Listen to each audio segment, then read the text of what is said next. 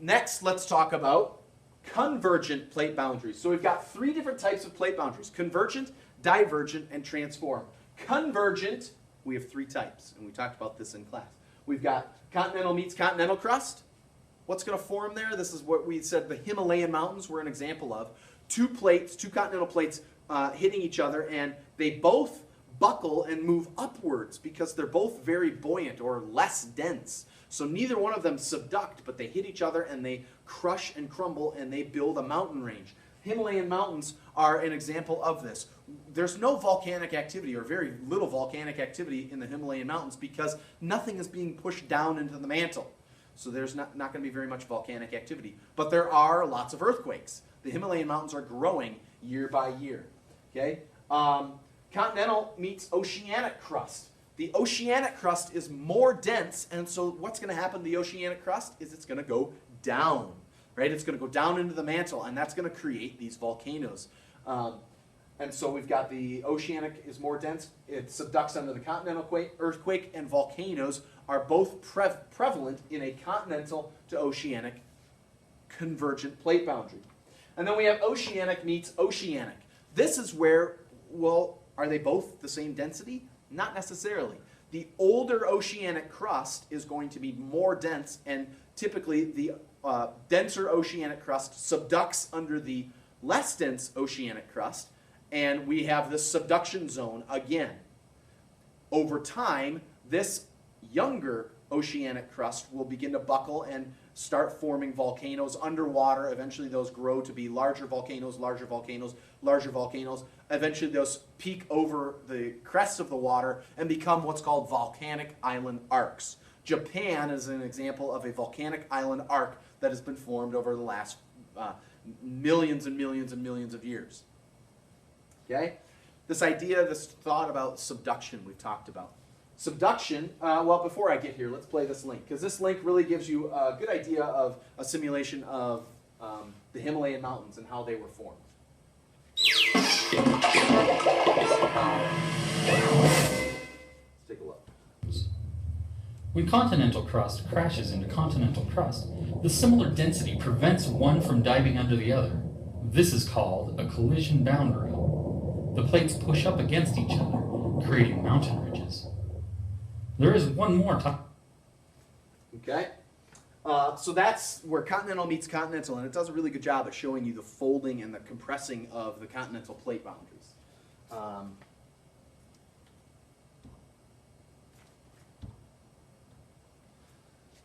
Subduction, right? Subduction occurs continental versus oceanic, and oceanic meets oceanic. And wherever subduction occurs, volcanic activity is going to follow. Right? We're going to have volcanoes being formed. So this is where one plate, the denser plate, gets pushed down under the mantle, at which point of subduction, large, deep trenches are formed. The trenches in oceans are the deepest part of our oceans, which is crazy to think of. Okay? Let's take a look at this video or this simulation about subduction. Right? And it also has the divergent plate boundaries. It happens because hot rock rises, heated by the Earth's core. That's convection, right? Heated by the Earth's core. The rock spreads in two directions and goes sideways. If you can't see, it begins to lose heat. Eventually, the much cooler rock sinks back down. Through this spreading process, the Earth's crust is very slowly dragged apart. And it's this that ultimately causes the continents to move. Where the plates collide, the rock on the seafloor containing carbon from the dead plankton is carried deep into the earth. This is subduction, right here, that's subduction. As it descends, this layer of rock is heated, so the rock melts, releasing carbon dioxide. And gas is returned back into the air.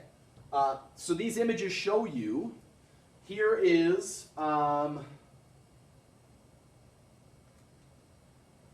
subduction occurring here, right? Here's the oceanic plate meeting other oceanic plate, where we have eventually this is less dense oceanic plate, this is more dense oceanic plate. And what happens is this crumples and we see the magma start to form here, and we eventually get this volcanic island arc, oceanic to oceanic convergence.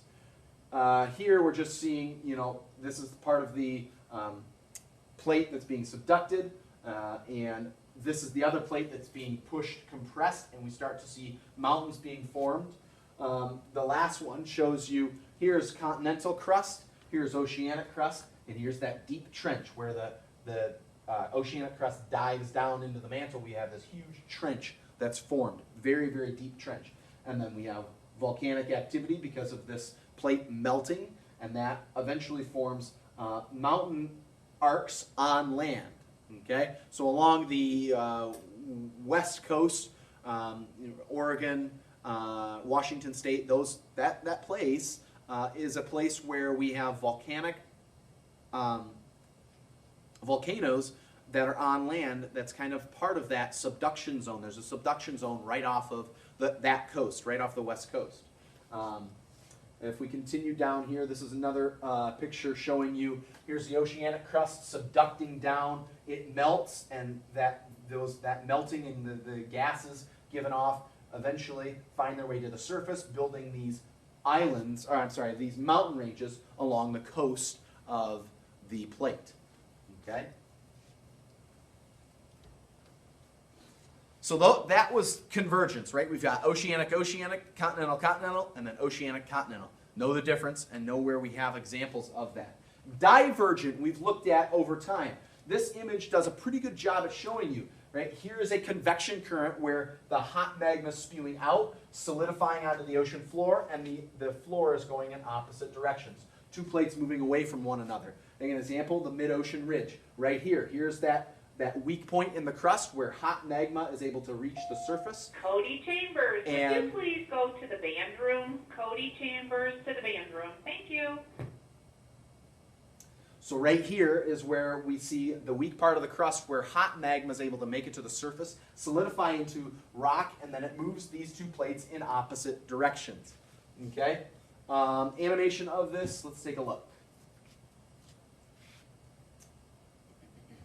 Here's an animation showing you how an ocean might form where there is no ocean. Here is a land, and if the convection current starts to get hotter here, right, it's bringing hot magma and melting the lithosphere. Let's take a look at what happens. Right, over time, right, here's a hot portion of the convection current, right.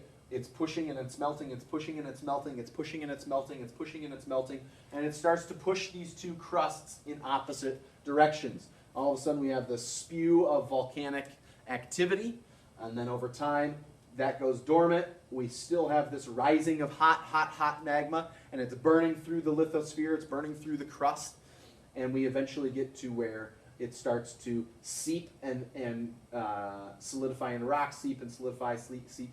And over time, we would eventually see this create an ocean where there was no ocean. Okay? The last type of plate boundary we're going to talk about is transform. And this is not, there's not very many of them around the world, but one that you really do know of, San Andreas Fault out in California. It's where two plates move in opposite directions. One's not being subducted, they're not pushing into each other, they're just moving in opposite directions. So we're not going to have huge mountain ranges formed, and we're not going to have a lot of volcanic activity because there's no subduction and there's no compressing. They're just moving in opposite directions. Now, this does give very, very large earthquakes. They can produce very large earthquakes because they're jagged pieces, and they get locked, and they can build up pressure, and then eventually, boom, it breaks free. Okay, so here we see part of California is moving kind of northwest, and the other part of the North American plate is moving southeast, and that's going to, right along this fault line, is going to experience lots of volcanoes, or I'm sorry, lots of earthquakes, no volcanoes, right, with no volcanism. This is a satellite image of what used to be this used to be over here, and then a volcano occurred and it shifted this entire portion of land over. Okay, so let's take a look at a link that shows us last part. Creating mountain ridges. There is one more type of boundary, where plates slide against one another. As they slide against each other, energy is stored, and when the plates ultimately slip, all that energy is released in the form of an earthquake. Right? So that slipping is that earthquake, and it's transformed. It can build up tremendous amounts of pressure before it releases itself. Okay? I think that's it. So, we're going to talk more about this. You've been plotting points, and you've been looking at finding patterns in volcanic and earthquake activity. This is just kind of an overview of everything that we've been talking about with regards to earthquakes and volcanoes, and really where did that theory come from, right? Alfred Wegener and Hess put their minds together at different times and came up with this idea that yes, we are moving, and we're moving very slowly, but over millions and millions of years, our Earth is going to look different. Okay? So we're going to talk more about this. Make sure that you're writing down all of those, what your thoughts are, what questions, what do you want to know, what don't you understand very much, and we're going to talk about that later on. All right? Peace out, homies.